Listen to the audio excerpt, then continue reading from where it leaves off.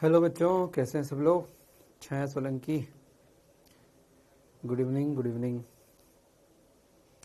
जय हिंद भाई। Shalini, Chhaya, Ankit, good evening. हाँ हाँ भाई, अनीस खान, चिंता मत कर, आज मैं आपको सिलेबस बता दूंगा। डोंट वरी, डोंट वरी, आज मैं आपको सिलेबस बता दूंगा।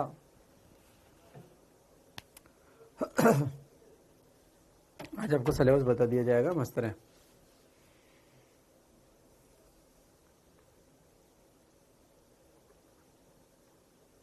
इलेवंथ वाला पार्ट सब बता देंगे, आप मस्त रहें, बस एंट्री कर लें पहले। ओके अंजलि, अंजलि आपको जन्मदिन की बहुत शुभकामनाएं भाई। Today is my first class. कौन है भाई ये फर्स्ट क्लास वाला? Vidisha, I am fine. Shaktimaan, वाह।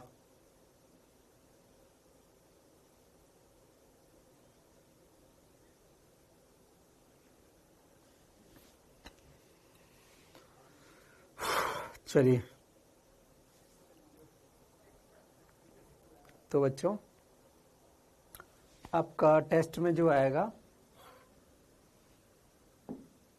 मैं आपको टेस्ट का सिलेबस बता दूं भाई। टेस्ट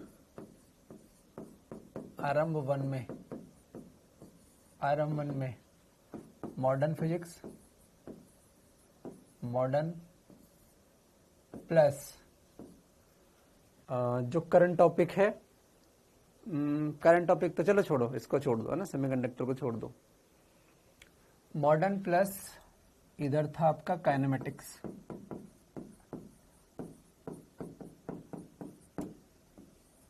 अब ऐसे आएंगे आपके, है ना, इसलिए टाइम लग रहा था, एक रूल बनाना था।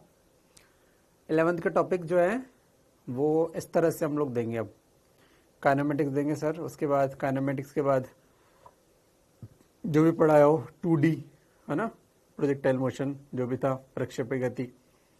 फिर आपका नेक्स्ट आ जाएगा NLM, फिर फ्रिक्शन, फिर सर्कुलर मोशन, फिर वर्क पावर एनर्जी, फिर रोटेशन, है ना, इस तरह आपका सीन चलेगा। ठीक है, चलिए। EMW टेस्ट में दे दिया क्या मैंने पहले? EMW टेस्ट में दे दिया बच्चों? दे दिया ना यार? ठीक है, EMW है ना, दे दिया यार, है ना। हाँ ठीक है, तो फिर हाँ दे दिया तो ठीक है। तो मॉडर्न प्लस काइनेमेटिक्स आएगा, और रुको रुको रुको, और भी आएगा यार। मैंने आपको लास्ट टाइम इलेक्ट्रोस्टैट के क्वेश्चन दिए थे, है ना, मैंने आपको लास्ट टाइम बच्चों इलेक्ट्रोस्टैट के क्वेश्चन दिए थे। तो मैं बात करता हूं प्लस प्लस प्लस। अब थोड़ा सा अपन क्या, हर बार एक कुछ रूल के हिसाब से बच्चों काम करेंगे। हम प्रयास करेंगे कि एक रूल के हिसाब से क्वेश्चंस आए, है ना, ऐसे रैंडमली कुछ ना आए। तो मैं एक सजेशन देता हूं कि भैया इलेक्ट्रोस्टैटिक्स में electro up to electric field, up to विद्युत क्षेत्र, इलेक्ट्रिक फील्ड तक कंप्लीट। क्या लगता है? आइडिया सही है? विचार सही है? इलेक्ट्रोस्टैट बड़ा है इसलिए मैंने यहां तक दिया, up to electric field. Next time क्या होगा, पहले सुन लो, आपको आइडिया अच्छा लगे तो। नेक्स्ट टाइम मैं बोलूंगा इलेक्ट्रिक फील्ड के बाद वाला पार्ट, यानी कि विभव वाला और फ्लक्स वाला सारा। इलेक्ट्रिक फील्ड वाला तक मैंने दे दिया, इसके बाद में या तो मैं फ्लक्स दूंगा केवल, या मैं फ्लक्स प्लस पोटेंशियल विभव, मतलब इसके बाद वाला कंप्लीट। देखिए उसमें इलेक्ट्रिक फील्ड नहीं दूंगा, फिर उसमें या तो केवल फ्लक्स दूंगा, है ना, या फिर फ्लक्स प्लस पोटेंशियल दूंगा, ये कंप्लीट हो जाएगा। उसके बाद करंट इलेक्ट्रिसिटी लेंगे। करंट इलेक्ट्रिसिटी में हो सकता है मैं आपको शुरू में बोलूं कि भैया केवल तुल्य प्रतिरोध वाले तक, है ना, तुल्य प्रतिरोध वाले तक। फिर नेक्स्ट टाइम मैं बोलूंगा अब सर्किट्स पूरे, नेक्स्ट जो तुल्य प्रतिरोध के अलावा जो सब कुछ है वो, है ना, इस तरह से। तो मुझे लगता है कि सही रहेगा, इस तरह से सही रहेगा। ठीक है ना। अच्छा, एक काम कर सकते हैं, एक काम मैं इसमें और अपन बोलता हूं मैं, अगर मैंने कह दिया कि 11th में पहले मैंने इलेक्ट्रो दे दिया विद्युत क्षेत्र तक, नेक्स्ट टाइम मैं जो दूंगा उसमें ऐसा नहीं है कि ये दे दिया तो अब ये नहीं दे सकता। मतलब मैं चाह रहा हूं कि एग्जाम आ रहा है तो आप एग्जाम के हिसाब से आप सोचना बच्चों प्रारंभ करें। जैसे दिसंबर निकलेगा ना अभी अपना 10-12 दिन बाद, तो आपको क्या है कि सर पे भारी लगने लग जाएगा, ठीक है ना। तो मेरा रूल अब फिक्स रहेगा, ये मैं दोहराऊं इस बार फिर से, कोई बात नहीं, ठीक है। इसके बाद मैं कहूंगा इलेक्ट्रिक फील्ड तक तो आ दिया, अब इसके आगे वाला, अब आगे वाले का अर्थ है कि ऐसा नहीं कि ये नहीं आ सकता, ये भी आ सकता है, मेरी इच्छा है तो दूंगा, मेरी इच्छा है तो नहीं दूंगा, क्योंकि एग्जाम में आपको बोलेगा नहीं वो, है ना। मेरी इच्छा है तो ये दूंगा और ये इच्छा है तो नहीं दूंगा। इसी प्रकार 11th में इस बार काइनेमेटिक्स आ रहा है। नेक्स्ट टाइम जब काइनेमेटिक्स के बाद टॉपिक आएगा तो मैं आपको मतलब जो है हम लोग काइनेमेटिक्स प्लस फॉर एग्जांपल प्रक्षेप्य गति, तो प्रक्षेप्य गति के ज्यादा क्वेश्चन होंगे नो डाउट, लेकिन काइनेमेटिक्स का क्वेश्चन भी हो सकता है, जरूरी नहीं है हम दें, हो सकता है न दें, लेकिन हो सकता है दे भी दे, हो सकता है 2 क्वेश्चन दे दे, 10 क्वेश्चन दे दे। इसका जो पर्पज है वो ये है कि आप अभी से थोड़ा थोड़ा लोड लेना स्टार्ट करो। लोड नहीं लोगे बच्चों, रिवीजन नहीं करोगे तो भैया काम नहीं बन पाएगा, है ना। तो ये मुझे लगता है ये सही रहेगा। इसके बाद में हो सकता है मैं आपको बोलूं सेमीकंडक्टर प्लस अब इलेक्ट्रो में इसके बाद वाला, मतलब मैं चाहूं तो इलेक्ट्रिक फील्ड में से दे सकता हूं, मैं चाहूं तो फ्लक्स में दे सकता हूं, चाहे तो पोटेंशियल में दे सकता हूं। उसके बाद थर्ड टेस्ट जब होगा तो मैं बोलूंगा कि भैया करंट टॉपिक तो मैं बता दूंगा, फिर इलेक्ट्रो पूरी उसमें से चाहे तो दूं चाहे ना दूं, मतलब मैं मान के चलूंगा आपके तैयार है, फिर मैं बोलूंगा करंट इलेक्ट्रिसिटी। इस तरह से आगे बढ़ते जाएंगे तो क्या पुराना आता जाएगा। अब तक हमारे पैटर्न में बच्चों पुराना नहीं आता था, अब तक हम लोग हाँ जंग की तैयारी शुरू कर दी है भैया हमने, ठीक है ना। अब तक हम लोग क्या करते पुराना फिर एक टॉपिक ही दे देते। अब मैं ये सिस्टमेटिक जो तरीका है इसमें क्या होगा, पुराना अब कुछ भी आ सकता है, तो मुझे लगता है कि आप लोग तैयार रखें। अभी ज्यादा आपके पास नहीं है, ये पार्ट पहले आ चुका है, इलेक्ट्रिक फील्ड वाला आ चुका है ना। हाँ एलन में ऐसे ही होता है अभी, है ना, एलन में ऐसे ही होता है। एग्जाम पास आते हैं तो फिर बच्चों को क्या करते हैं हम लोग, एक ऐसा सीरीज चलाते हैं कि भैया पुराना अब कुछ भी आ सकता है। अब रूल नहीं है कि पुराना नहीं आएगा, मैंने बोला नहीं है लेकिन हो सकता है पुराना दे दूं मैं, ठीक है ना। तो अभी आई होप आप लिख लो modern complete plus kinematics plus electro up to electric field. English आती है इतनी सी, अप टू का मतलब इलेक्ट्रिक फील्ड तक, विद्युत क्षेत्र तक, ठीक है। हाँ ये बात जरूर याद रखना, मैक्सिमम क्वेश्चन तो करंट टॉपिक से ही आएंगे, करंट टॉपिक से मैक्सिमम क्वेश्चन आएंगे। उसका पर्पज ये है कि भैया करंट तो पहली बार टेस्ट हो रहा है, अब मैं अगर इसके ज्यादा क्वेश्चन दूं, इसके कम दूं, तुम तैयारी नहीं करोगे, है ना। तो वो तो हमेशा होगा कि करंट टॉपिक से तो ज्यादा क्वेश्चन आएंगे, ठीक है ना। बाकी से कम आएंगे या जो भी आएंगे, बाकी करंट से तो ज्यादा ही आएंगे। चलिए बहुत ही बढ़िया, बहुत सुंदर। चलिए आई थिंक आपने लिख लिया, ये होगा। ये आरम 1 वाले बच्चे है ना, 2 वाले तो है नहीं यहाँ पे, चलो ठीक है।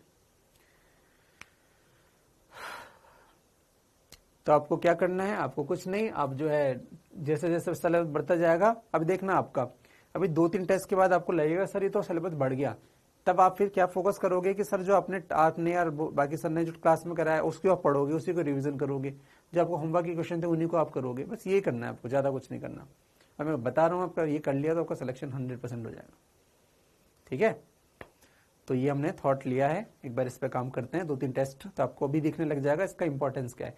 हो सकता है अभी कुछ बच्चों को सस्ता दिखे ये, लेकिन जब ये बढ़ता जाएगा ना, इसके साथ प्लस में इलेक्ट्रिसिटी करंट आ जाएगा, फिर प्लस में कुछ, ये जब प्लस प्लस बढ़ेंगे ना तो आपको फरवरी तक ऐसा लगेगा कि भैया हर टेस्ट में 8-8 चैप्टर आ रहे हैं, तो सर में दर्द होगा। तो उससे क्या आप झेल पाओगे, जब एग्जाम आएगा तब तक पूरा सिलेबस झेलने की क्षमता आएगी तुम में, ठीक है ना।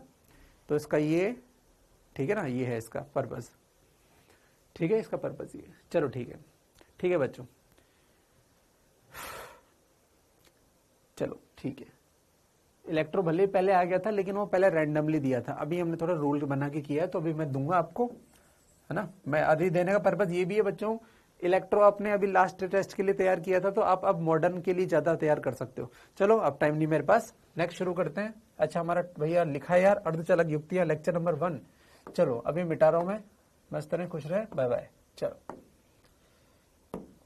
सबसे पहले लिखो भैया अर्धचालक सेमीकंडक्टर, टॉपिक लिखो सेमीकंडक्टर, सेमीकंडक्टर,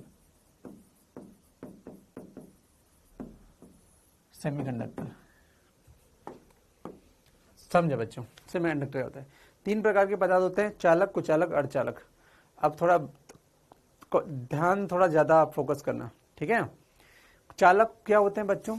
चालक देखो, चालक, कुचालक, अर्धचालक बच्चों तीनों में कॉमन बात है, तीनों में इलेक्ट्रॉन तो होते हैं। बस चालक में जो इलेक्ट्रॉन होते हैं वो मुक्त होते हैं, कुचालक में इलेक्ट्रॉन बंधे हुए होते हैं, और अर्धचालक में न मुक्त है न पूरी तरह बंधे हुए हैं, मतलब आधे अधूरे। थोड़ा बच्चे मेहनत करें तो वो रस्सी खुल जाएगी, वो वाली बात है, ठीक है ना।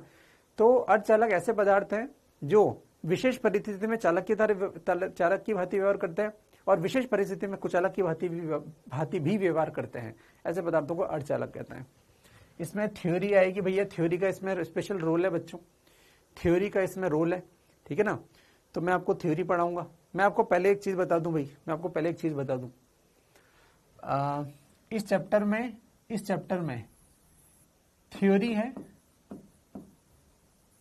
प्लस इसमें पीएन डायोड के सर्किट है, पीएन डायोड के सर्किट,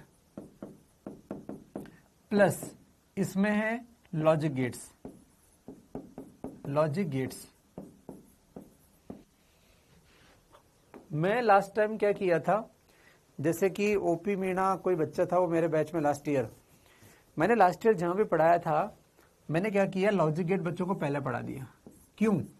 क्योंकि इसमें आप ऐसा समझो बच्चों, इसमें आप ऐसा समझो कि 60% इंपॉर्टेंट लॉजिक गेट है, 20% इंपॉर्टेंट ये पीएन डायोड है सर्किट, और जो 20% है वो थ्योरी है।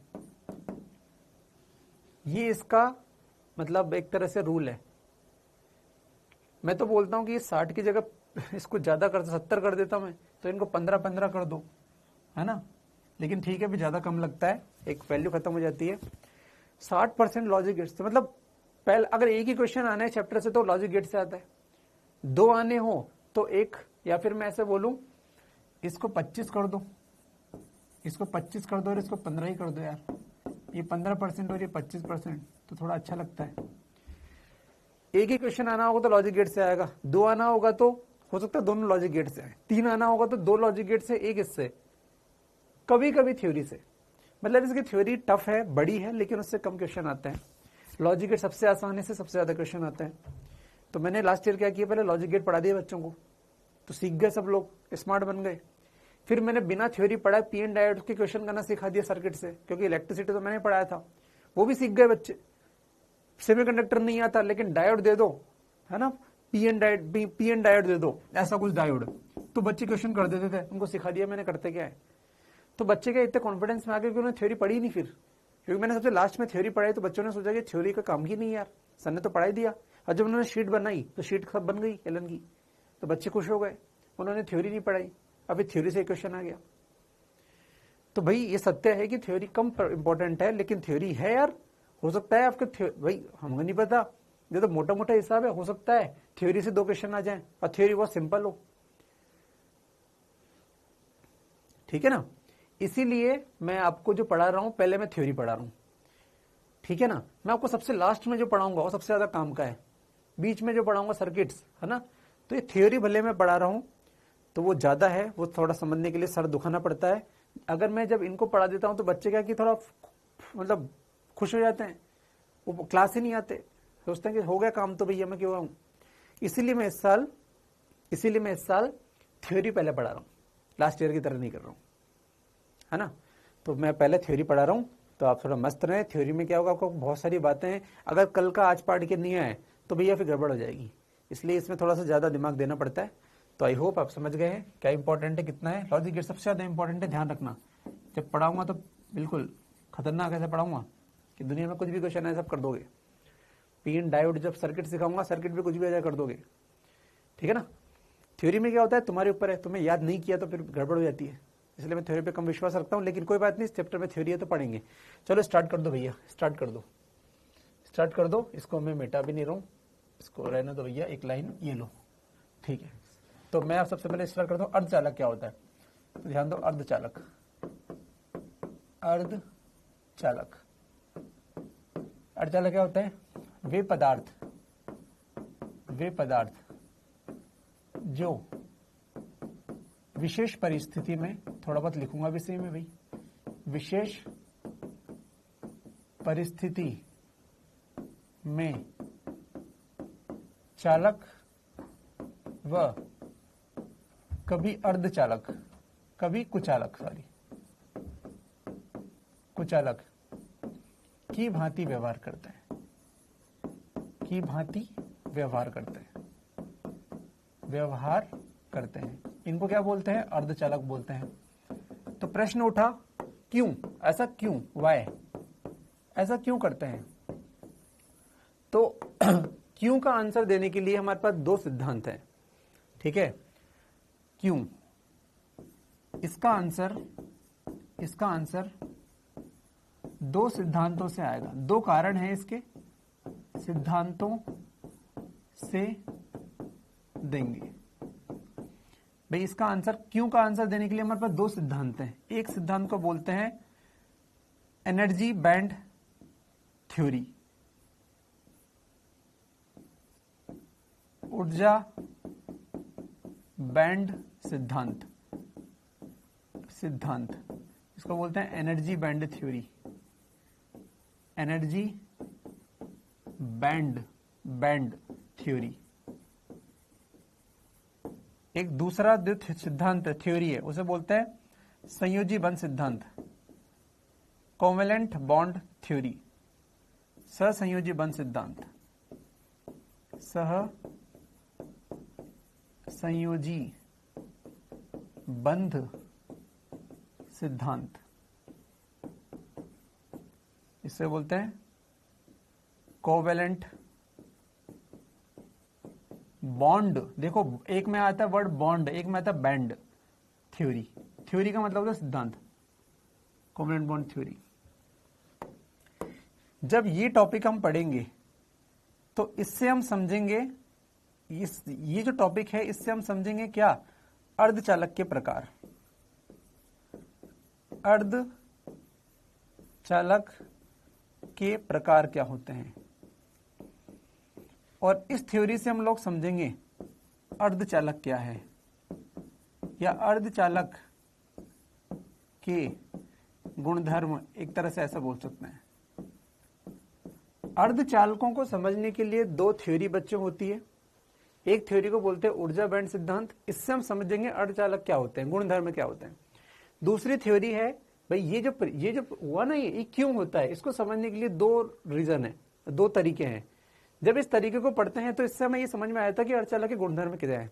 और जब इस तरीके को पढ़ते हैं सहसंयोजी बंध सिद्धांत, तो इससे हमें समझ में तो आता ही है, ये भी समझ में आया था कि अर्धचालक के कितने प्रकार होते हैं। अर्धचालक के दो प्रकार होते हैं, नैज अर्धचालक और अशुद्ध अर्धचालक, वो सब बाद में पढ़ेंगे। तो ये बात समझ में आ गई कि यार हाँ यार सही, यार सही पढ़ना पड़ेगा। तो सबसे पहले हम पढ़ेंगे ऊर्जा बैंड सिद्धांत क्या होता है, एनर्जी बैंड थ्योरी क्या होती है। तो सबसे पहले हेडिंग डालेंगे हम ऊर्जा बैंड सिद्धांत, ऊर्जा बैंड सिद्धांत, ये सबसे पहले हम पढ़ेंगे, ठीक है। ये सबसे पहले पढ़ रहे हैं। इसको पढ़ने के लिए हमने कहा ठोसों में ऊर्जा बैंड क्या होते हैं, ठोसों में ऊर्जा बैंड क्या होते हैं, इसको समझना। ऊर्जा बैंड सिद्धांत समझ रहे हैं। तो लोगों ने कहा सर ऊर्जा तो ऊर्जा समझ, तो बैंड क्या होता है। बैंड को समझो बच्चों, बंडल है ना। बैंड मतलब आप समझो कि जो बैंड है इसका मतलब है बंडल, बंडल है ना, ग्रुप, बंडल, ठीक है। चलिए, तो सर ये बैंड, ऊर्जा बैंड क्या है। तो मैंने कहा यार ठोसों में ऊर्जा बैंड पढ़ो। क्यों पढ़ो? क्योंकि हमें अपनी पुरानी नॉलेज से, या फिर हम इतना तो जानते हैं कि जो हमारे पास अर्धचालक होंगे, जो हमारे पास अर्धचालक होते हैं बच्चों, अर्धचालक वो कौन होते हैं? कार्बन, सिलिकॉन, जर्मेनियम, ये सब इस तरह के ये अर्धचालक हैं। और ये सब कैसे हैं? ठोस हैं, भाई चालक, कुचालक, अर्धचालक ये सब ठोस होते हैं, ठीक है। तो ठोसों में अब ऊर्जा बैंड सिद्धांत है, तो भैया ठोसों में ऊर्जा बैंड क्या होता है सर, ये समझा दो हमें। मैंने कहा कोई दिक्कत नहीं है। तो देखो अब मैं ठोसों में ऊर्जा बैंड को सिखा रहा हूं आपको, ध्यान से समझना। मैं यहाँ कुछ लिखूंगा, उससे पहले मैं एक फोटो बनाता हूं कि एक उदाहरण लेते हैं, सिलिकॉन परमाणु। हमारे लिए इस चैप्टर में जो अर्धचालक है बच्चों, हम जिन अर्धचालकों का यूज जीवन में करते हैं वो मैक्सिमम होते हैं सिलिकॉन के या जर्मेनियम के। ये जो लाइन है ना, कार्बन सिलिकॉन, कहे सीता जी सुनो प्रभु, बहुत तरीके होते लोगों का, उसमें से कार्बन और सिलिकॉन और जर्मेनियम, ये जो मेन अर्धचालक है। कार्बन क्यों नहीं है, मैं आपको रीजन बताऊंगा। सर ये इसके नीचे SN भी आता है, PB भी आते हैं, ये क्यों नहीं आते? अब आपको समझ में आ गया, सर ये नीचे बहुत बड़े हो गए, ये तो रेडियो एक्टिव टाइप के बन गए, है ना। तो सर मेन जो अर्धचालक है वो है सिलिकॉन और जर्मेनियम, जो अपन को पढ़ने हैं, ठीक है। सिलिकॉन को मैं उठा लेता हूं, सबसे ज्यादा काम अपने सिलिकॉन ही आता है। तो सिलिकॉन परमाणु हमने लिया, और इस सिलिकॉन परमाणु हमने देखा क्या होता है इसका, 1s2, 2s2, 2p6, 3s2 और 3p2। क्या इसका इलेक्ट्रॉनिक विन्यास इतना ही होता है?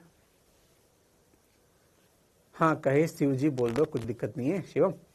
तो ये हो गया सिलिकॉन परमाणु। अब देखना सिंपल, समझ देखना, देखना मैंने कहा एक सिलिकॉन परमाणु लो, हम लिया हमने एक सिलिकॉन परमाणु में, एक सिलिकॉन परमाणु में, चलो एक सिलिकॉन परमाणु में क्या है सर, एक सिलिकॉन परमाणु में मैंने कहा कि यार एक परमाणु में मैं एक लाइन लिख सकता हूं, क्या मैं ऐसा बोल सकता हूं अलग अलग कक्ष के, अलग अलग कक्षा के इलेक्ट्रॉनों की ऊर्जा अलग अलग होती है, की ऊर्जा अलग अलग होती है, अलग अलग होती है। क्या मैंने सही कहा? आप तो बस ये आंसर दे दो मुझे। क्या किसी भी पदार्थ में अलग अलग कक्षाओं में जो इलेक्ट्रॉन है क्या उनकी ऊर्जा अलग अलग होती है? तो बिल्कुल सही बात है यार, सब में होती है। एक परमाणु की बात चल रही है बच्चों, है ना। मैं एक फोटो बनाऊं कि n बराबर 1 की ऊर्जा क्या इतनी होती है, n बराबर 2, मान लो ये n बराबर 3। चलो मैं ढंग से फोटो बनाता हूं, कोई कंजूसी नहीं रख सकते। n बराबर 1, n बराबर 2, n बराबर 3 ऐसे अपन ने बना लिए मान लो। तो भैया n बराबर 1 वाले, n बराबर 2 वाले, n बराबर 3 वाले, n बराबर 1 में 2 है, 1s2, तो ये 2 इलेक्ट्रॉन इधर के मान लिए अपन ने 1s2। क्या इनकी ऊर्जा बराबर होगी? हाँ सही है सर, बराबर होगी। 2 में कौन कौन से हैं? 2 में है भैया 2s2, 2p6, 6 और 2 8। क्या ये 8 की 1 2 3 4 5 6 7 8 यहां बना दिए भाई। इन 2 की ऊर्जा बराबर होगी, इन 8 की ऊर्जा बराबर होगी, ऐसे चलते जाएगा। तो हर कक्षा के इलेक्ट्रॉनों से संबंधित क्या ऊर्जा का स्तर मिलेगा? तो इसे बोलते हैं energy level diagram, energy level diagram, यानी कि ऊर्जा स्तर का चित्र मिलेगा, ऊर्जा स्तर का चित्र मिलेगा। हर परमाणु, हर कक्षा के इलेक्ट्रॉनों की ऊर्जा अलग अलग होंगी। n बराबर 1 के कुछ और, 2 की कुछ और, पढ़ते ना हाइड्रोजन में -13.6, 3.4, 1.51। तो n बराबर 1 वालों को यहां दिखा दिया, 2 वालों को यहां दिखा दिया, 3 वालों को यहां दिखा दिया। ये एनर्जी लेवल, ऊर्जा स्तर का चित्र दिखाए तो एनर्जी लेवल डायग्राम बने। ये क्या है? ये ऊर्जा स्तर है। ये सब क्या है? ये सब ऊर्जा स्तर है। ये ऊर्जा स्तर n बराबर 1 है, ये ऊर्जा स्तर, ये ऊर्जा स्तर कौन सा है? ये n बराबर 2 है, ऐसे ही n बराबर 3 है। तो ये बन गए, किसके लिए बना? एक परमाणु में, एक परमाणु के लिए चित्र है, ये चित्र है। सही है? हाँ बिल्कुल सही है। लेकिन बच्चों देखो कितनी अच्छी बात है, अब सुनना ध्यान से।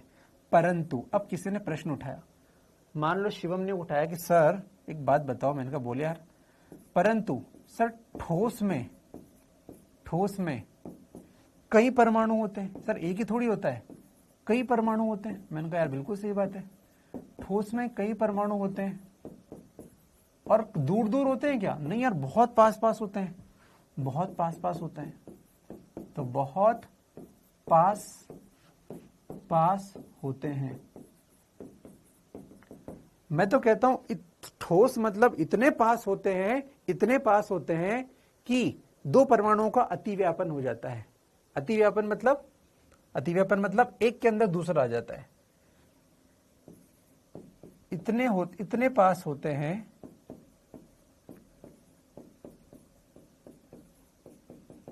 कि अतिव्यापन होता है, अतिव्यापन हो जाता है। एक होता है बच्चों सिंपल ऐसे रखना, ऐसे रखना, और एक होता है ये बिल्कुल ऐसे और ये बिल्कुल ऐसे, बिल्कुल ठुस ठुस के भरे हुए हैं। कि अलग अलग कक्षा, ये अलग अलग, मैं कलर चेंज कर दूं, एक को व्हाइट किया था, दोनों को ये। ठोस में बच्चों परमाणु इतने पास होते हैं, इतने पास होते हैं कि उनकी बाह्यतम कक्षा लगभग टच हो जाती है। इसे बोलते हैं अतिव्यापन। ठीक है, चलिए, तो ऐसे नहीं होते, ऐसे नहीं होते हैं, ऐसे होते हैं भैया सॉलिड में। परमाणु बहुत पास होते हैं, इतने पास होते हैं कि उनकी बाह्यतम कक्षा एक दूसरे के ऊपर आ जाती है। बाह्यतम कक्षा, मैंने ऐसे नहीं बोला परमाणु एक दूसरे के अंदर घुस गया, बाह्यतम कक्षा एक दूसरे को मिल जाती है। तो ये अतिव्यापन है ना। अतिव्यापन को इंग्लिश में बोलते हैं ओवरलैपिंग, एक दूसरे के ऊपर आ जाना, ओवरलैपिंग। ओवरलैपिंग हो रहा है किसमें? तो शिवम ने कह दिया कि सर ठोस में तो कई परमाणु पास होते हैं, बहुत पास होते हैं, इतने पास कि अतिव्यापन होता है। मैंने कहा यार बिल्कुल सही बात है यार। ठीक है, ओवर क्या संभल मतलब शिवम गिरी, संभाल कहां लिखा मैंने यार? क्या कर रहे हो तुम लोग? मैंने कहां लिखा संभाल? क्या कर रहे हो? ओवरलैपिंग। चलो ठीक है, अतिव्यापन हो जाता है। मैंने कहा बिल्कुल सही बात है। मैंने कहा शिवम यार तू बोलना क्या चाह रहा है? उसने कहा सर देखो, मैंने पूछा, टॉपिक पढ़ाना था आपको ठोसों में ऊर्जा बैंड, और आपने उदाहरण दिया सिलिकॉन का। सिलिकॉन ठोस है, कोई दिक्कत नहीं है, लेकिन आपने सर एक परमाणु में बोला अलग अलग ऊर्जा स्तर होते हैं, तो ये एक परमाणु का ऊर्जा स्तर का फोटो सर काम नहीं करेगा। क्यों नहीं करेगा? क्योंकि सर ठोस में एक परमाणु होता ही नहीं है, ठोस में तो बहुत सारे परमाणु होते हैं। तो होता क्या है? अतिव्यापन होता है, इतने पास पास के अतिव्यापन होता है। अब देखो ध्यान से, अभी अतिव्यापन होता है तो मैंने कहा यार शिवम अतिव्यापन होता है तो क्या होगा? तो उसने देखो शिवम ने मुझे कैसे समझाया। शिवम ने मुझे कहा कि सर देखो, ये दो परमाणु, मान लो ये एक परमाणु अपन ने ऐसे लिया, इसका ये कक्षा, इसका ये कक्षा, ये n बराबर 1 कक्षा, ये n बराबर 2 कक्षा, ये n बराबर 3 कक्षा। मैंने कहा बहुत बढ़िया। उसने कहा सर देखो दूसरा भी ले लो, तो ये दूसरा भी ले लिया। दूसरे का ये n बराबर 3, n बराबर 2, n बराबर 1, ये n बराबर 1, n बराबर 2, n बराबर 3, ये दो परमाणु ले लिए। इसका नाभिक यहाँ पर, इसका नाभिक यहाँ पर। मैंने कहा यार शिवम, मैं जब सोच रहा था, अच्छा जब ये मैंने फोटो बनाया था, इस वक्त तो मैंने सिर्फ इतनी परिकल्पना की थी कि एक परमाणु ये रहा, इसकी एक कक्षा यहाँ, एक कक्षा यहाँ, n बराबर 1 इधर यहाँ पे प्लस, n बराबर 2, n बराबर 3। तो मैंने बढ़िया सबकी ऊर्जा लिख दी कि n बराबर 1 वालों की अलग, 2 की अलग, 3 की अलग। मैं चाहता हूं आप ज्यादा टाइप ना करें बच्चों, बहुत थ्योरी है, फंस जाओगे, मैं बता रहा हूं। ठीक है ना, काम हो तो ही लिखना, अदरवाइज बस थंब दे दो, मैं पूछूं थंब दे दो, बस कुछ मत लिखो, थंब दे दिया करो। बहुत थ्योरी है, मतलब अब तक का मैं सबसे ज्यादा थ्योरेटिकल चैप्टर पढ़ा रहा हूं अब तो मैं। अब तक जो मैंने पढ़ा उसमें कहीं थ्योरी नहीं थी, न्यूमेरिकल्स थे। इसमें शुरू के 8 दिन तो कुछ एक न्यूमेरिकल तक नहीं मिलेगा, इसलिए बस ध्यान दो। मैंने ये सोच के फोटो बनाया, शिवम ने मेरी आंखें खोली कि सर फोटो तो ये है रियलिटी में। मैंने कहा यार इससे क्या हुआ? तो शिवम ने मुझे बताया सर देखो इसके तो 2 इलेक्ट्रॉन होंगे ना। मैंने कहा बना दे यार भाई। तो 2 इलेक्ट्रॉन उसने बनाए, इसमें 2, इसमें 1, 2, 3, 4, 5, 6, 7, 8 ऐसे बना दिए। मैंने कहा इसमें भी बना दे, तो इसने इसमें भी फोटो बनाया। ये बहुत सारे फोटो बना दिए, 4, 5, 6, 7, 8। उसने कहा सर देखो इस इलेक्ट्रॉन पर ये भी बल लगाएगा, सर ये भी तो बल लगाएगा, इस पर दोनों बल लगाएंगे, प्लस माइनस को आकर्षित करेगा, ये भी करेगा। सर इसमें इतने सारे इलेक्ट्रॉन बहुत पास में, ये इलेक्ट्रॉन इतने पास आ गए कि ये सब इलेक्ट्रॉन इस बेचारे लाल इलेक्ट्रॉन पे बल लगाएंगे, इसको लाल कर दो। लाल हम लाल कर दो इसे। सर इस लाल एक उदाहरण दिया उसने कि सर एक इलेक्ट्रॉन पर सब इलेक्ट्रॉन बल लगाएंगे। मैंने कहा उससे क्या होगा? सर उसकी ऊर्जा बदल जाएगी। क्योंकि सर मुझ पे कोई बल लगा, अच्छा मैंने कहा यार सब बल लगाएंगे तो ऊर्जा बदल जाएगी। तो शिवम ने मुझे उदाहरण दिया, शिवम ने नहीं दिया, कृष्णा कुशवाहा, उसने मुझे उदाहरण दिया कि सर एक बात बताओ, जब आप हाइड्रोजन स्पेक्ट्रम में ऐसा बनाते हो तो n बराबर 1 की ऊर्जा लिखते हो -13.6 इलेक्ट्रॉन वोल्ट। मैंने कहा सही बात है। फिर -3.4 -1.51। तो उसने मुझसे कहा कि सर देखो n बराबर 1 के इलेक्ट्रॉन, n बराबर 1 जो कक्षा है उसके इलेक्ट्रॉनों की ऊर्जा सबसे कम होती है। मैंने कहा बिल्कुल सही है, सबसे कम होती है। उसने मुझसे पूछा कि कारण बताओ सर क्यों होती है सबसे कम? कोई पदार्थ में ये है n बराबर 1 अंदर, n बराबर 1, फिर है n बराबर 2, n बराबर 2, फिर है n बराबर 3। एक छोटा सा प्रश्न है, n बराबर 1 के इलेक्ट्रॉन की ऊर्जा ही सबसे कम क्यों होती है? तो मैंने शिवम से कहा कि शिवम n बराबर 1 का इलेक्ट्रॉन नाभिक के सबसे पास में है। देखो मैं बोलूंगा बहुत कुछ, लिखूंगा कुछ लिमिटेड, इसलिए हर बात सुन लेना। n बराबर 1 का इलेक्ट्रॉन, आपके टीचर ने आपको केमिस्ट्री में ये जरूर बताया कि n बराबर 1 की ऊर्जा सबसे कम होती है, ये नहीं बताया क्यों होती है। तो मैंने कहा कि इसका कारण ये होता है कि n बराबर 1 का इलेक्ट्रॉन सबसे पास है नाभिक के। सबसे पास होने के कारण ये बंधा हुआ है, और बंधा हुआ है तो इलेक्ट्रॉन कंपन नहीं कर सकता, और जब इलेक्ट्रॉन कंपन नहीं कर सकता तो उसकी ऊर्जा सबसे कम होती है। क्योंकि इलेक्ट्रॉन की ऊर्जा कंपन से देखी जाती है, जो इलेक्ट्रॉन जितना ज्यादा वाइब्रेट करेगा उसकी ऊर्जा उतनी ज्यादा है। ये बेचारा बंधा हुआ है, इसलिए कंपन करने की क्षमता नहीं है, और कंपन करने की क्षमता नहीं है इसलिए हम बोलते हैं कि उसकी ऊर्जा बेचारे की कम है, इसलिए n बराबर 1 की ऊर्जा सबसे कम होती है। 2 वाला थोड़ा सा दूरी बढ़ गई, हल्का फुल्का कंपन करेगा, इसलिए उसकी ऊर्जा थोड़ी ज्यादा होती है। सबसे बाह्यतम कोश का इलेक्ट्रॉन नाभिक से सबसे दूरी पर है, तो नाभिकीय आकर्षण सबसे कम होता है, इसीलिए हम बोलते हैं ऊपरी कक्षा का इलेक्ट्रॉन की ऊर्जा ज्यादा, अंदर वाले की कम।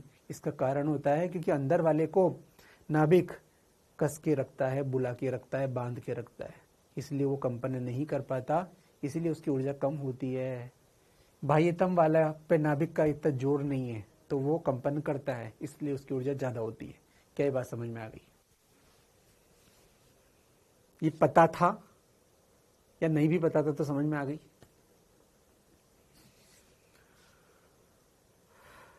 ठीक है, बहुत बढ़िया। ठीक है, तो अब यहां तो एक की बात चल रही थी, इसने तो मुझे कंफ्यूज कर दिया, तीन तीन। इसने तो मुझे बोला सर ये तो 2 का उदाहरण मैंने दिया है, सर इसके ऊपर नीचे आगे पीछे करोड़ों करोड़ों एटम है। मैंने कहा यार सही आ रहे तो भैया तुम तो खतरनाक आदमी हो, करोड़ों करोड़ एटम है। तो देखो इससे क्या हुआ, तो मैंने एक सिद्धांत लिखा कि यार ठोस में तो ये तो एक परमाणु में, एक परमाणु की भी फोटो बन गया। तो ये किसके लिए लिखा? 1 एटम का फोटो है, 1 एटम का लिखा। हमने लिखा कि ठोस में तो कई परमाणु वास्तव अतिव्यापन होता है। तो क्या होता है अतिव्यापन से कारण क्या होता है? तो हमने देखो आगे क्या लिखा, अब अतिव्यापन के कारण,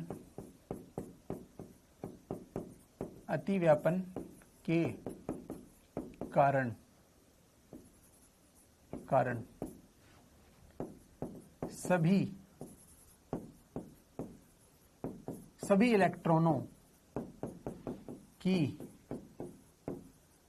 ऊर्जाएं असमान हो जाती हैं।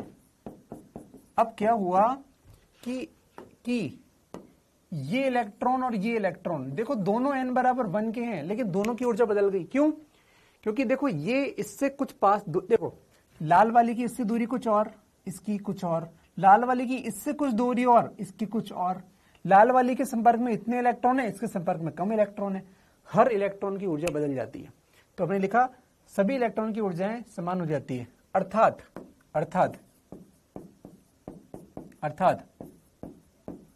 अलग अलग परमाणुओं के, ये लाइन देखना काम की है, अलग अलग परमाणुओं के, चाहे ये परमाणु चाहे ये परमाणु, चाहे ऊपर का चाहे नीचे के, अलग अलग कोश के, अलग अलग कोश के इलेक्ट्रॉनों की ऊर्जा भी अलग अलग होती है। इलेक्ट्रॉनों की ऊर्जा भी अलग अलग होती है, अलग अलग होती है। हर कोश के हर इलेक्ट्रॉन की ऊर्जा अलग होती है।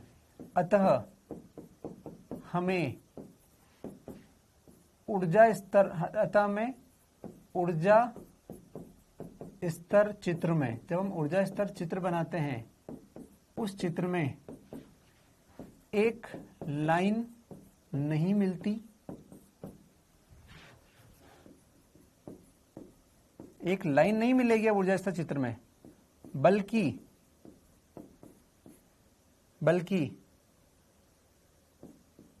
लाइंस का ग्रुप मिलता है। लाइंस का ग्रुप मिलता है, ग्रुप मतलब बैंड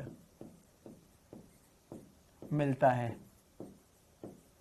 जिसे ऊर्जा बैंड कहते हैं, जिसे ऊर्जा बैंड कहते हैं। मतलब मैंने क्या कहा कि आज मुझे फोटो बनाने पर एक लाइन नहीं मिलेगी। क्यों नहीं मिलेगी, ध्यान से समझना, बहुत बढ़िया चीज है ये। हमने कहा कि यार दो इलेक्ट्रॉन है, पहले तो मैंने सोचा कि एक ही लाइन बना दो, इन्होंने कहा भैया नहीं, दो ज्यादा बनाओ, दो लाइन बनाओ, क्योंकि हम दोनों की ऊर्जा अलग अलग है। ये किसको दिखा रहा है, ऊर्जा को।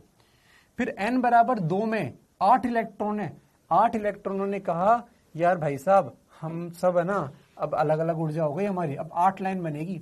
तो 1 2 3 4 5 6 7 8 बन गई। ये n बराबर 1 के लिए, ये n बराबर 2 के लिए। ऐसे ही n बराबर 3 वालों ने भी अपनी लाइन बनवा ली, n बराबर 3 वालों ने बना ली, 1 2 3 4 जो भी है उन्होंने अपनी लाइन बनवा ली।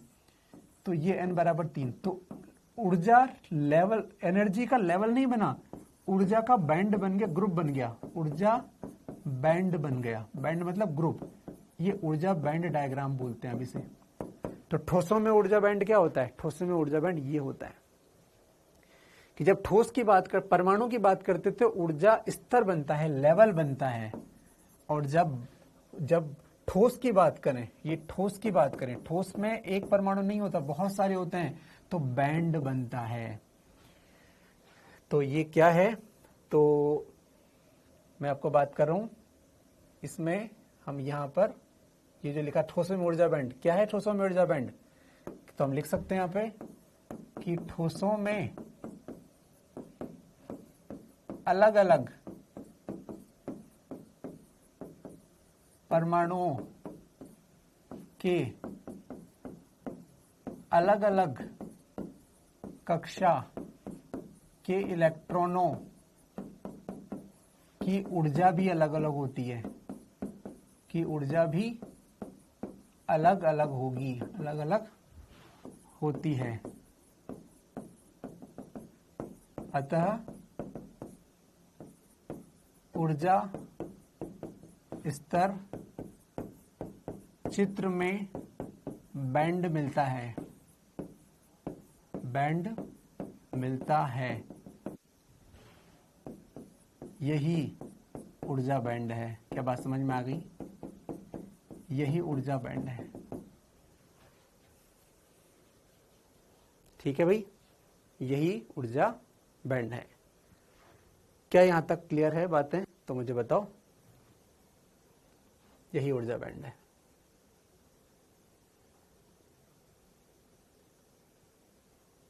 सिंगल के लिए ऐसा होता है, लेकिन ज्यादा में ऐसा बनता है, तो यही बैंड है। आगे भाई सबको थंब दे दो फटाफट से। ठीक है, बहुत बढ़िया। ठीक है, अब यहां तक तो बात बढ़िया हो गई, लेकिन ये सब कारण क्या था, अतिव्यापन। अतिव्यापन इसका कारण था, ठीक है ना। तो हम बात करते हैं नेक्स्ट, अतिव्यापन का प्रभाव। मुझे बताओ अतिव्यापन का प्रभाव सबसे ज्यादा कहां होगा, अतिव्यापन का प्रभाव सबसे ज्यादा आंतरिक कोश के इलेक्ट्रॉनों पर होगा या बाह्यतम कोश के इलेक्ट्रॉनों पर होगा। ध्यान से सोचो, जब अतिव्यापन होगा तो सबसे ज्यादा प्रभाव आंतरिक कोश पर पड़ेगा कि बाह्यतम कोश पर पड़ेगा। सोच के जवाब दो। देखो ये बाह्यतम कोश को मैंने पीला बना दिया, इसका बाह्यतम कोश भी पीला बना दिया। देखो बाह्यतम कोश के इलेक्ट्रॉनों में सबसे ज्यादा अतिव्यापन का प्रभाव पड़ता है बाह्यतम कोश में, ठीक है ना, बिल्कुल आउटर शेल में, बिल्कुल। तो देखो हमने क्या लिखा, अतिव्यापन का प्रभाव सबसे ज्यादा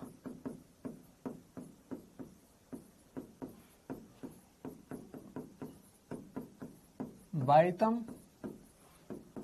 कोश के इलेक्ट्रॉनों पर पड़ता है। आंतरिक कोश पर भी पड़ता है लेकिन वो नगण्य है। बाह्यतम कोश पे सबसे ज्यादा इलेक्ट्रॉन का प्रभाव पड़ता है। चलो एक बार हम बाह्यतम कोश भी देख लेते हैं। एग्जाम्पल, सिलिकॉन में क्या था, 1s2 2s2।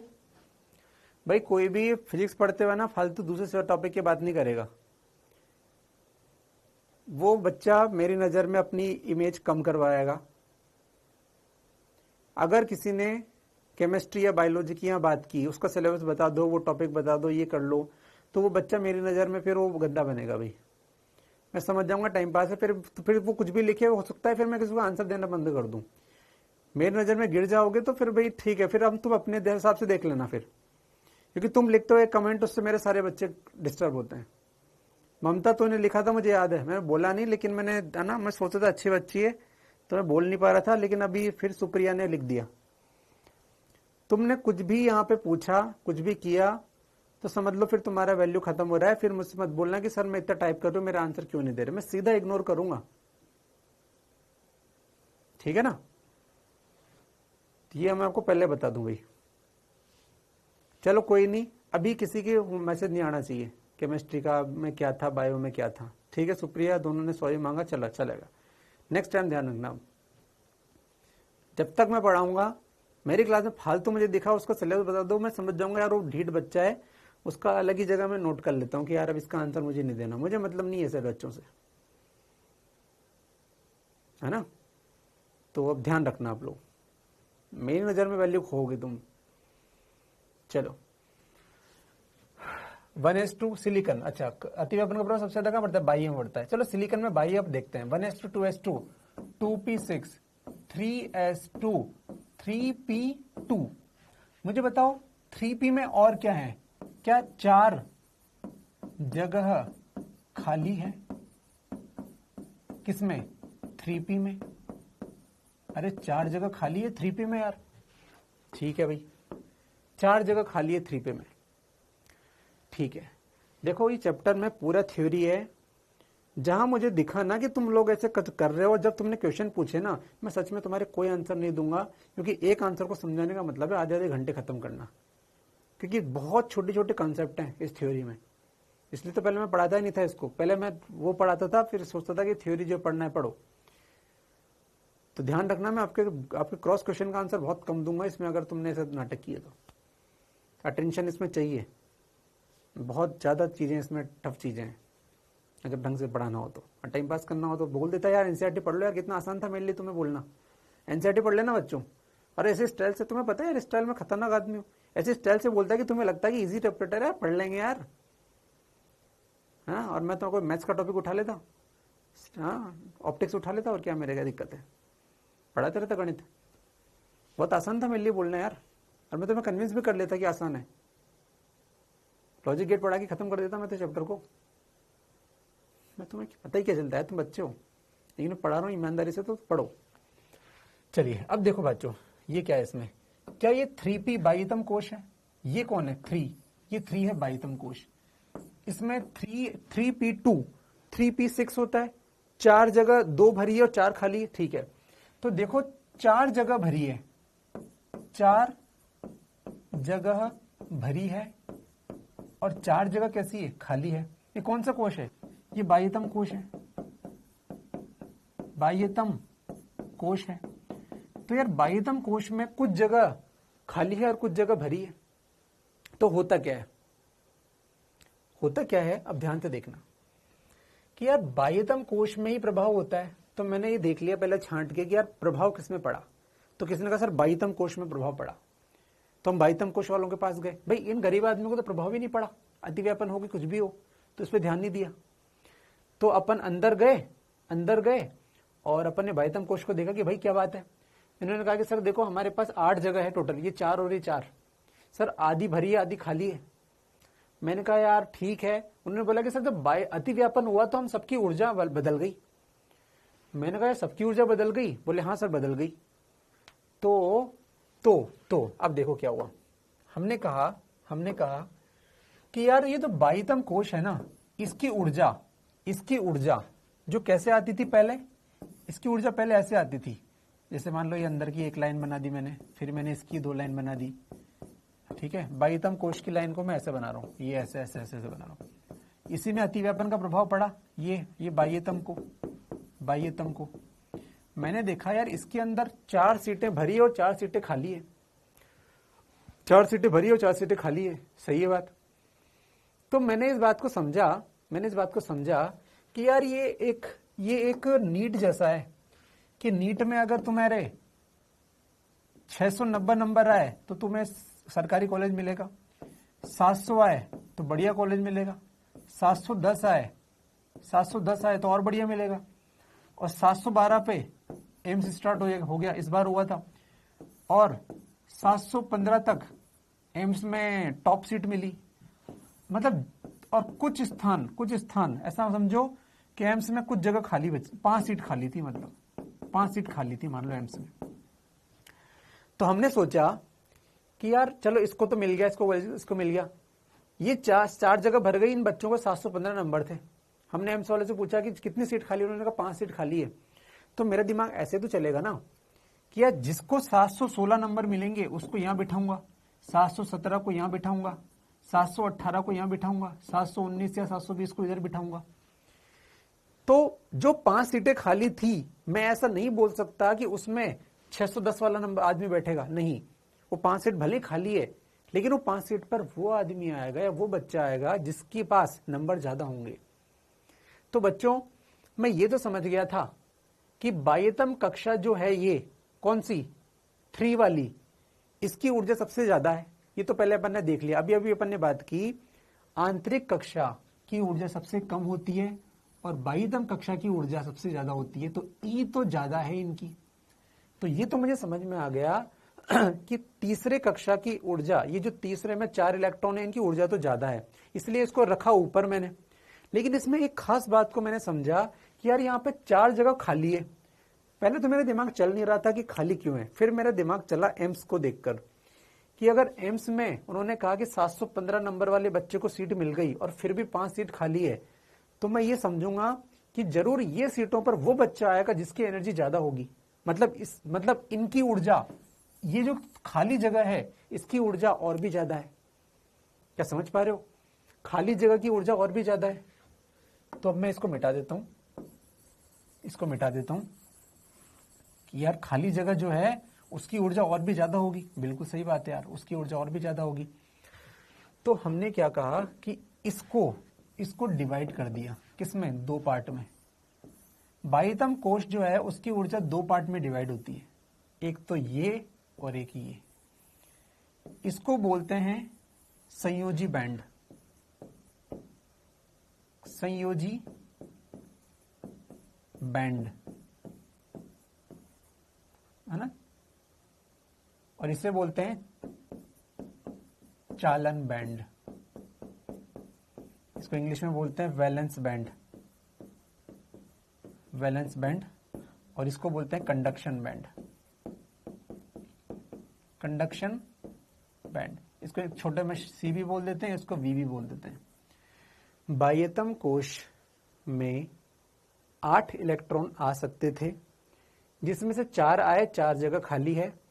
जो जगह खाली है मुझे पता है वहां पर वो इलेक्ट्रॉन ही आएगा जिसकी ऊर्जा ज्यादा होगी। तो हमने बाह्यतम कोश को 2 पार्ट में डिवाइड कर दिया, एक को कहा चालन बैंड, एक को कहा संयोजी बैंड। ठीक है।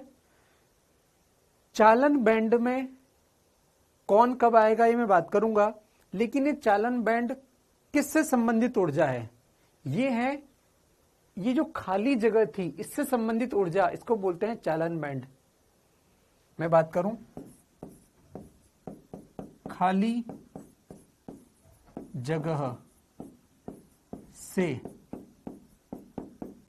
संबंधी ऊर्जा, और ये वैलेंस बैंड क्या है? भरी जगह से संबंधी ऊर्जा। भरी जगह से संबंधी, भरी मतलब कौन? ये रहा भरी, 3s2 3p2, इनसे संबंधित ऊर्जा ये है। और ये किसके करस्पॉन्डिंग है? जो खाली जगह है। क्या बात समझ में आएगी? क्या बात समझ में आ गई? एम्स वालों ने अगर 5 जगह सीट खाली रख दी और तुम्हें 715 में कोई सीट मिल गई, तो वो खाली सीट किसके लिए है?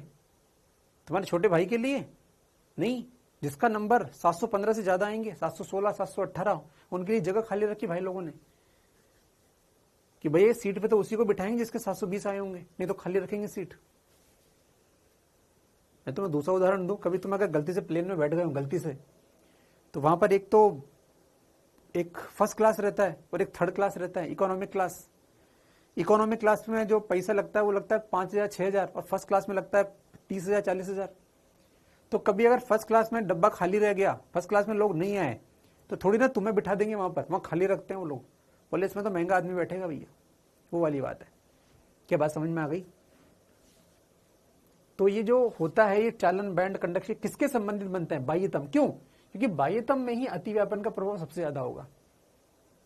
जहां जला वहीं तो फिर मलहम लगाओगे ना, जहां जला ही नहीं वहां मलहम क्यों लगाऊं मैं, है ना? वो वाली बात है। देख लो एक बार, बताओ समझ में आ गई बात? देख लो एक बार इसको ध्यान से, सब लोग ध्यान से देख लें।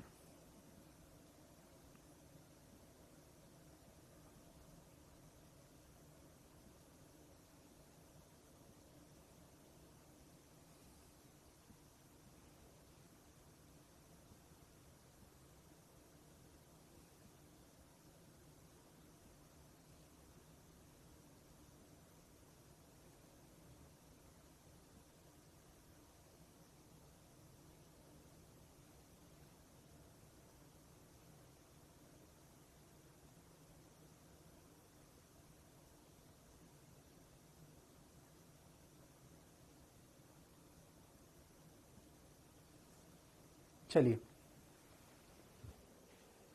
ठीक है भाई।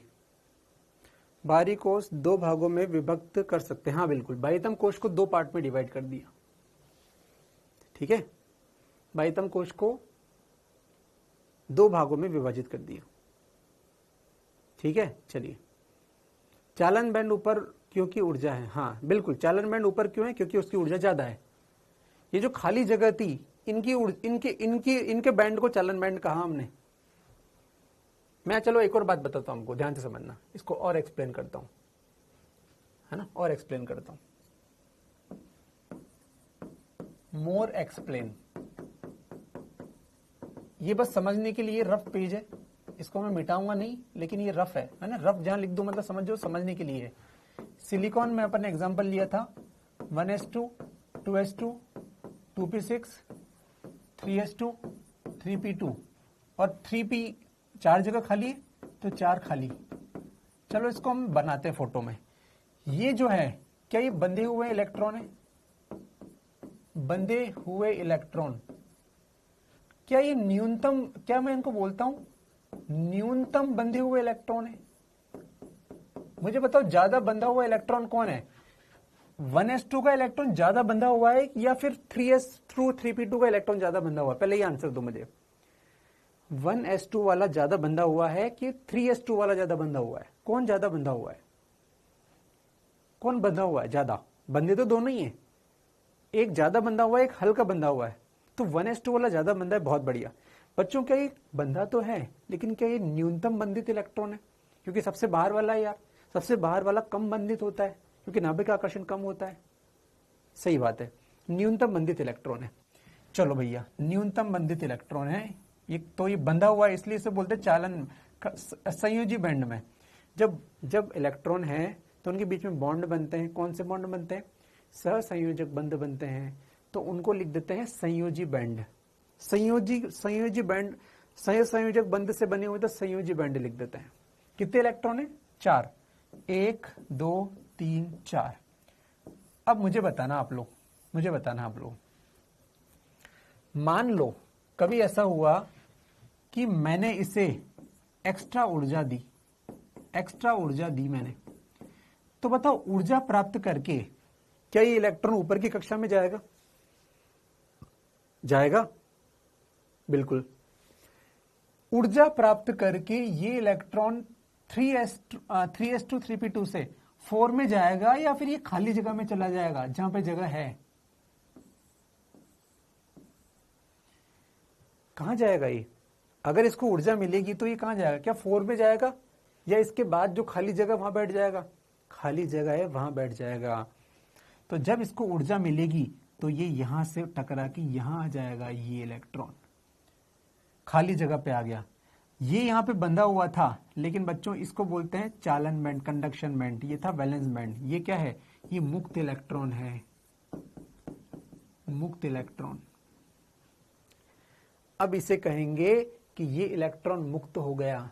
जब इलेक्ट्रॉन अपनी जगह से छोड़ के बाहर चला जाता है तो हम क्या बोलते हैं? मुक्त हो गया, ये मुक्त हो गया, है ना। या फिर हम बाहर नहीं गया अभी तक, चलो हम बोल सकते हैं ये उत्तेजित अवस्था में चला गया। तो उत्तेजित मतलब क्या? उत्तेजित का मतलब हुआ ये इसके ऊपर चला जाएगा, मतलब ये इसके ऊपर जो बैंड होगा उसमें चला जाएगा। ये इलेक्ट्रॉन मुक्त है। तो ये मुक्त इलेक्ट्रॉन ही वो होता है जो चालक में अपन बोलते हैं। हम चालक में क्या बोलते हैं? चालक में इलेक्ट्रॉन है लेकिन वो मुक्त है। बच्चों वो ऐसा मुक्त है, सोचो यहां पे 4 इलेक्ट्रॉन थे तो 4 बॉन्ड बन रहे थे। ये इलेक्ट्रॉन सिंगल है, क्या सिंगल इलेक्ट्रॉन बॉन्ड बनाता है? नहीं बनाता। इसीलिए हम बोलते हैं कि भैया ये जो खाली जगह है इसमें ये आ गया, ये बॉन्ड बना नहीं सकता, ये मुक्त इलेक्ट्रॉन है। तो मुक्त इलेक्ट्रॉन की, अच्छा मुक्त इलेक्ट्रॉन की ऊर्जा क्या होती है? ज्यादा होती है, क्योंकि वो फ्री है। जिसकी ऊर्जा ज्यादा है वही तो घूम पाएगा बढ़िया। तो मुक्त इलेक्ट्रॉन की ऊर्जा ज्यादा है, इसकी ऊर्जा ज्यादा है, ऊर्जा ज्यादा है। ये कैसे हैं? ये बंधे हुए हैं सर। बंधे हुए तो हैं, न्यूनतम बंधे हुए हैं, न्यूनतम बंधे हुए हैं, न्यूनतम बंधे हुए हैं, और ये मुक्त है। तो न्यूनतम बंधित इलेक्ट्रॉनों से संबंधित ऊर्जा को, से संबंधित बैंड को संयोजी बैंड कहते हैं, और मुक्त इलेक्ट्रॉनों से संबंधित ऊर्जा बैंड को चालन बैंड कहते हैं। क्या बात समझ में आ गई? तो मैं लिख दूं डेफिनेशन को, ये रफ है बस।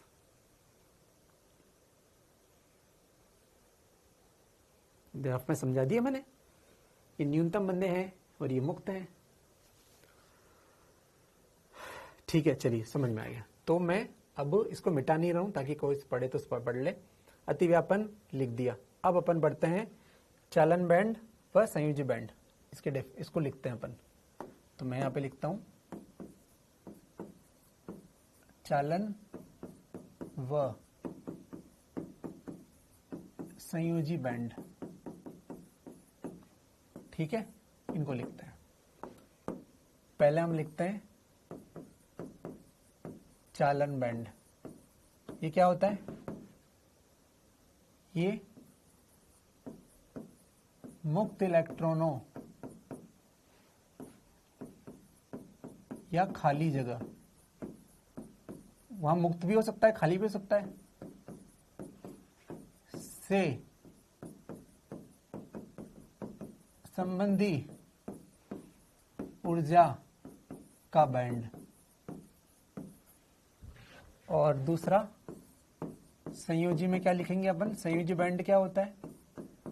संयोजी बैंड क्या होता है? मन में सोचो बच्चों डेफिनेशन। न्यूनतम बंधित इलेक्ट्रॉनों, न्यूनतम बंधित इलेक्ट्रॉनों से संबंधी बैंड।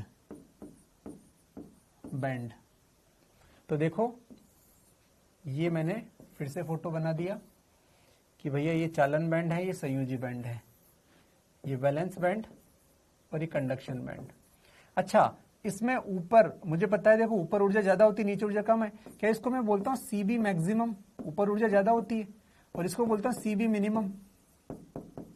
और ये बैलेंस बैंड है, इसको बोल सकता हूँ वीबी मैक्सिमम, और इसको बोल सकता हूँ वीबी मिनिमम। क्या बात समझ में आती है? किसी भी बैंड में ऊपर ऊर्जा ज्यादा होगी, नीचे कम होगी, तो ऊपर को लिखा वीबी मैक्स, नीचे लिखा वीबी मिनिमम, इसको सीबी मैक्स, इसको सीबी मिनिमम। सर इसके बीच में ये गैप को क्या बोलते हैं? इस गैप को बोलते हैं फॉरबिडन एनर्जी गैप, वर्जित ऊर्जा अंतराल, वर्जित ऊर्जा अंतराल, फॉरबिडन एनर्जी गैप, इंग्लिश में बोलते हैं फॉरबिडन एनर्जी गैप, FEG याद रखना। दोनों बैंड के बीच, दोनों बैंड के बीच वह स्थान जहां कोई इलेक्ट्रॉन नहीं रहता, कोई इलेक्ट्रॉन नहीं रहता है। ठीक है, सही है बच्चों? इसमें इलेक्ट्रॉन है, हाँ है, बिल्कुल ये है। इस इलेक्ट्रॉन को एक पर्टिकुलर एनर्जी दूं, कौन सी एनर्जी दूं? अच्छा, इसको शॉर्ट में बोलते हैं डेल्टा ईजी। अगर इसको डेल्टा ईजी से ज्यादा ऊर्जा दे दी जाए, किसको? इन इलेक्ट्रॉनों को, तो ये यहां से यहां तक चले जाएंगे, और अगर इतनी ऊर्जा नहीं दे पाए तो ये यही रहेंगे। क्या बात समझ में आ गई?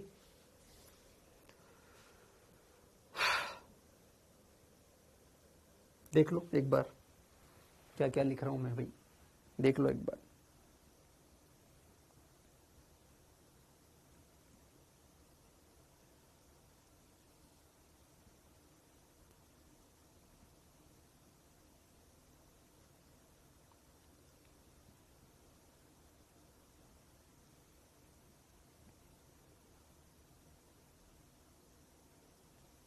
सही है, चलिए ये काम की चीज है अपने लिए, है ना, ये काम की चीज है भैया, वर्जित ऊर्जा अंतराल। अच्छा, मैं आपके डेटा यहां लिख दूं, डेल्टा ईजी का मान जो होता है ना बच्चों, वो सिलिकॉन में 1.12 इलेक्ट्रॉन वोल्ट होता है, और जर्मेनियम में 0.7 इलेक्ट्रॉन वोल्ट होता है। ये डेटा है, ये डेटा है। मतलब समझना, सिलिकॉन के इलेक्ट्रॉन को अगर 0.7 इलेक्ट्रॉन वोल्ट ऊर्जा दी जाए, सिलिकॉन में बोल रहा हूं, 0.7 ऊर्जा दोगे तो वो ऊपर नहीं जा पाएगा। सिलिकॉन वाले को मिनिमम 1.12 इलेक्ट्रॉन वोल्ट ऊर्जा चाहिए यहां से यहां तक जाने के लिए, लेकिन जर्मेनियम वाले को 0.7 दोगे तो वो यहां से यहां तक चला जाएगा। ये इसका मतलब होता है। जैसे आप केमिस्ट्री में आयनन ऊर्जा पढ़ते हो बच्चों, ये उसी तरह की है, बस वो आयनन ऊर्जा नाम नहीं ले रहा हूं मैं। आयनन ऊर्जा यहां से वहां तक जाने के लिए मिनिमम ऊर्जा, हम कल बात भी कर रहे थे, समथिंग लाइक दैट। ठीक है, ये डेटा दे दिया डेल्टा ईजी का मान, बहुत बढ़िया, बहुत सुंदर, दे बढ़िया। तो इलेक्ट्रॉन को अगर डेल्टा ईजी से ज्यादा ऊर्जा दे दी जाए तो वह वीबी से सीबी में चला जाएगा। मैं लिख देता हूं इसको, वीबी के इलेक्ट्रॉन को डेल्टा ईजी से ज्यादा ऊर्जा मिलने पर वह चालन बैंड सीबी में चला जाता है। तो बच्चों आपको एक बात समझ में आई, हम कहते हैं चालक पदार्थ में सभी इलेक्ट्रॉन मुक्त होते हैं, शायद उसका अर्थ ये होता होगा कि चालक में सभी इलेक्ट्रॉन इस चालन बैंड में ही होते होंगे। चालक में सभी इलेक्ट्रॉन इस चालन बैंड में ही होते होंगे, क्योंकि इसमें जो इलेक्ट्रॉन होता है उसी को तो मुक्त इलेक्ट्रॉन बोलते हैं। और हम कहते हैं कुचालक में सभी इलेक्ट्रॉन बंधे होते हैं, मुक्त होते ही नहीं है। इसका मतलब कुचालक में सारे इलेक्ट्रॉन इसी में होते होंगे, कोई भी ऊपर होता ही नहीं होगा। क्या लगता है आपको भी ऐसा कि हाँ सर ये बात तो सही है सर, चालक में सारे के सारे इसी में होते होंगे, तभी तो वो चालक है, सभी मुक्त हैं। और कुचालक में सभी इसमें होते होंगे, कुचालक में सर ये जा ही नहीं पाते होंगे। क्या लग रहा है तुम्हें भी ऐसा, या मुझे ही लग रहा है? बिल्कुल सही बात है यार, बस थंब दो और कुछ मत दो, थंब और HA, हाँ बस, उसके अलावा ज़्यादा कुछ टाइप मत करो।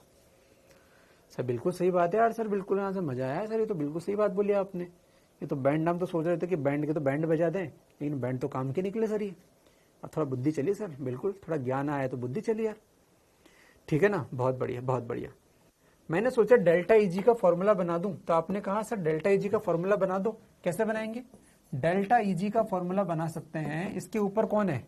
सीबी मिनिमम, इसके नीचे कौन है? वीबी मैक्स। तो देखो इसको ऐसे बोल देते हैं, सीबी मिनिमम माइनस वीबी मैक्स। ऐसा क्वेश्चन कभी आया नहीं, लेकिन कभी आ जाए तो पुट कर देंगे यार वैल्यू। सीबी मिनिमम की वैल्यू दे दी और वीबी मैक्स की वैल्यू दे दी और डेल्टा ईजी पूछ लिया।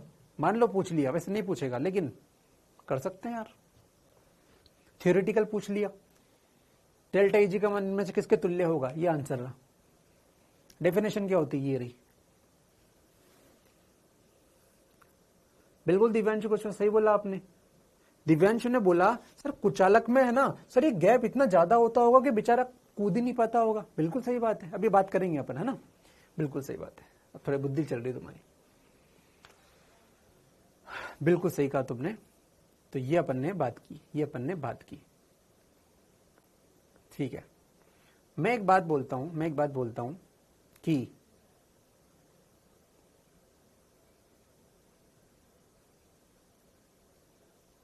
देख लिया, चलिए बहुत बढ़िया। अभी चालक व चालक की बात करेंगे। चलो बच्चों सोचो कि कार्बन, सिलिकॉन, जर्मेनियम, ये जो होते होंगे, कार्बन का आकार, चलो मैं थोड़ा ऐसा बोलता हूं, समझना ध्यान से। मैंने एक शब्द बोला, इस पे एम्स में क्वेश्चन आया था, ध्यान देना। कार्बन, तो कार्बन भैया छोटा सा। सिलिकॉन, भाई कार्बन में प्लस अंदर है, सिलिकॉन थोड़ा बड़ा कर दिया, प्लस तो उतना ही रहेगा। और जर्मेनियम,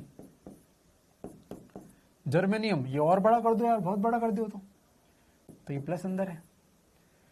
बताओ कार्बन में ये जो इलेक्ट्रॉन है, ये सबसे नाभिक से पास में है, इसमें दूर है और इसमें और दूर है। वर्जित ऊर्जा अंतराल किसका ज्यादा होता होगा, ये डिसाइड करना है अपन को। कार्बन, सिलिकॉन, जर्मेनियम में वर्जित ऊर्जा अंतराल किसका ज्यादा होता है, किसका कम होता है? तो भैया कार्बन में जो इलेक्ट्रॉन है ये तो बिल्कुल बंधा हुआ है, ज्यादा बंधा इलेक्ट्रॉन है, और ज्यादा बंधा हुआ है तो भैया ये कभी कूद के जा नहीं सकता बाहर। लेकिन इसमें कम बंधा है क्योंकि दूर है। अरे साइज बढ़ गई। और इसका इलेक्ट्रॉन बहुत बहुत बहुत कम बंधा है। एक एम्स में क्वेश्चन आया, एम्स का क्वेश्चन है कि डेल्टा ईजी का क्रम बताओ।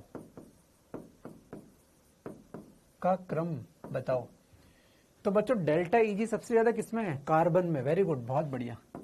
डेल्टा ईजी कार्बन का सबसे ज्यादा होता है। उसके बाद डेल्टा ईजी किसका होता है? सिलिकॉन का होता है। उसके बाद डेल्टा ईजी जर्मेनियम का होता है। क्यों? कारण क्या है?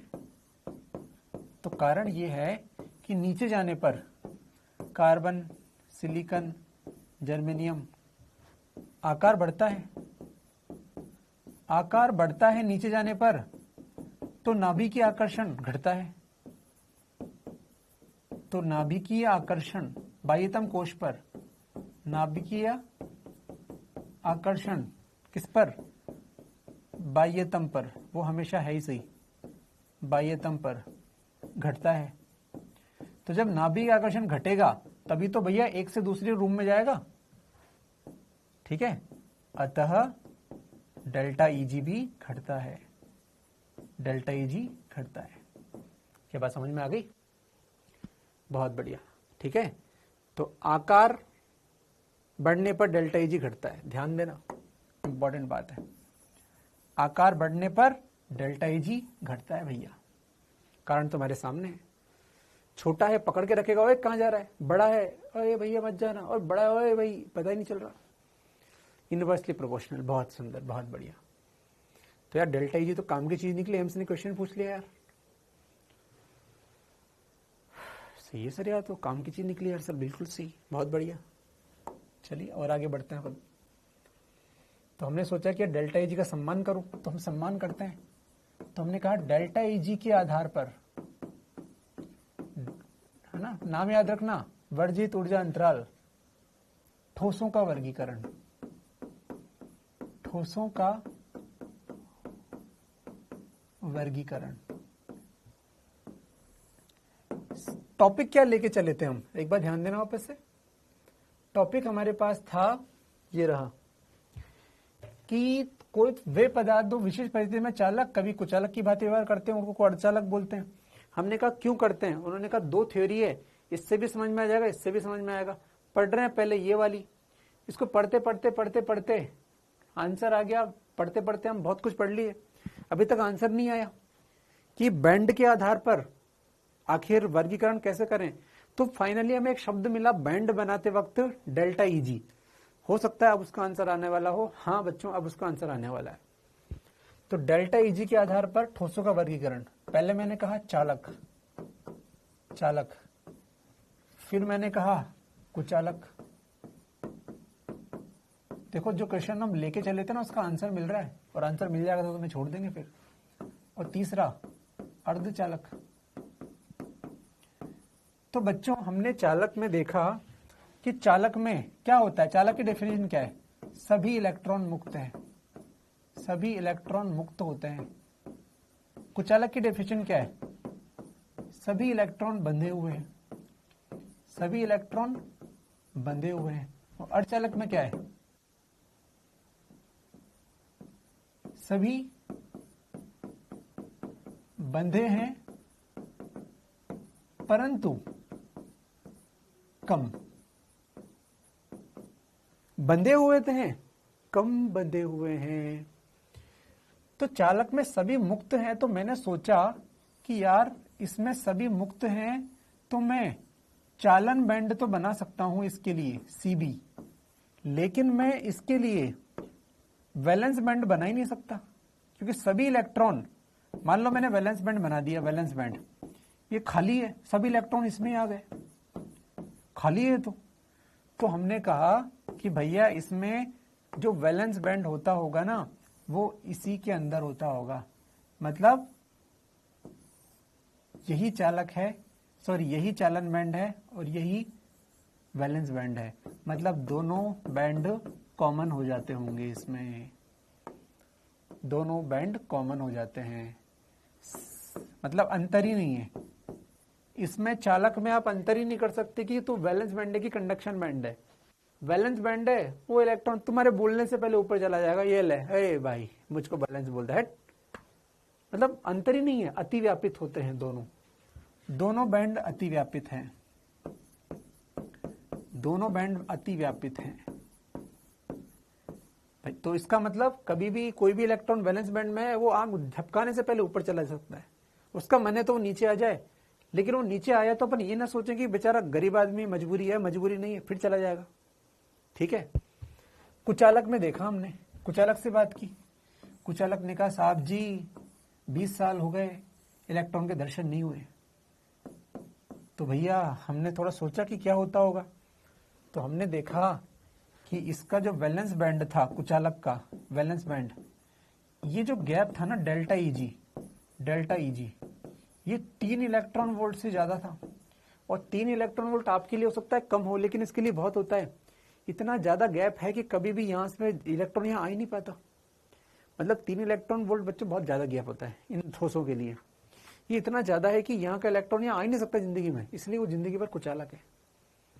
अर्धचालक ने को हमने देखा यार अर्धचालक क्यों है, तो अब भी आप समझ पा रहे होंगे कि कारण क्या हो सकता है। सर यहाँ पर देखो अतिव्यापित तो हो नहीं सकता, सर यहाँ पर गैप इतना ज्यादा, सर गैप कम होता होगा, बिल्कुल सही आपने पकड़ा। ये वैलेंस बैंड, ये जो गैप है ना, ये गैप, ये डेल्टा इजी का जो गैप है ये लेस देन 3 इलेक्ट्रॉन वोल्ट होता है। मैंने आपको बताया था सिलिकॉन में 1.12 इलेक्ट्रॉन वोल्ट होता है और जर्मेनियम में 0.7 इलेक्ट्रॉन वोल्ट होता है। तो होता क्या है, ये इलेक्ट्रॉन ऊर्जा देने पर कभी कभी यहां आ जाता है। अर्धचालक में ऐसा हो जाता है। ठीक है, मैं इस बात को लिख दूं, अर्धचालक में Vb का इलेक्ट्रॉन ऊर्जा पाकर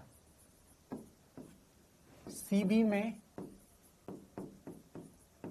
चला जाता है।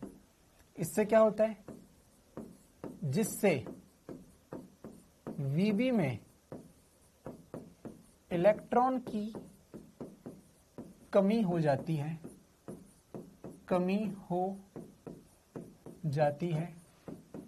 जिसे क्या बोलते हैं, होल कहते हैं, बस इस बात को समझ लो। 1 मिनट बाद आपको मैं फ्री कर दूंगा। बच्चों समझना ध्यान से, ये है Cb और ये था Vb। इसमें बहुत सारे इलेक्ट्रॉन थे। मान लो यहां का इलेक्ट्रॉन मुक्त होकर और चला गया यहां पर, तो यहां पे क्या बचा, ये क्या है सर, ये कुछ भी नहीं है, ये इलेक्ट्रॉन की कमी है। मतलब ये खाली जगह है यार। इस खाली जगह को किसने पैदा किया? सर पैदा नहीं किया, ये इलेक्ट्रॉन की कमी है, इसमें कोई है ही नहीं।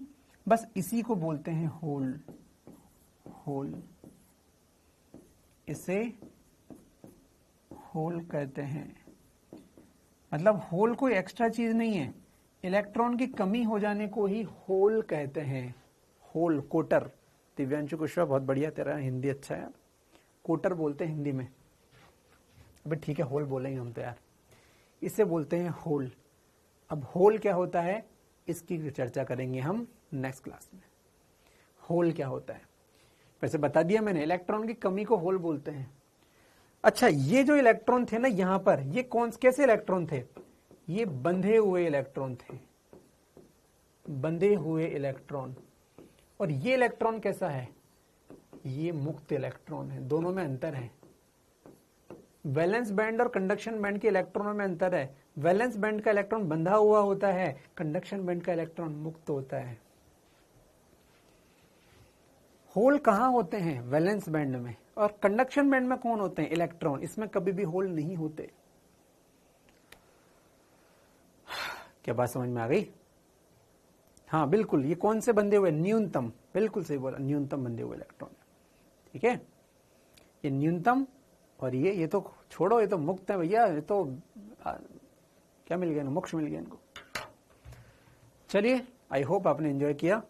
थ्योरेटिकल टॉपिक था, लेकिन आप लोगों का समय बंधा हुआ रहा, इसके लिए आप लोगों को धन्यवाद। चलो मस्त रहें, बाय बाय।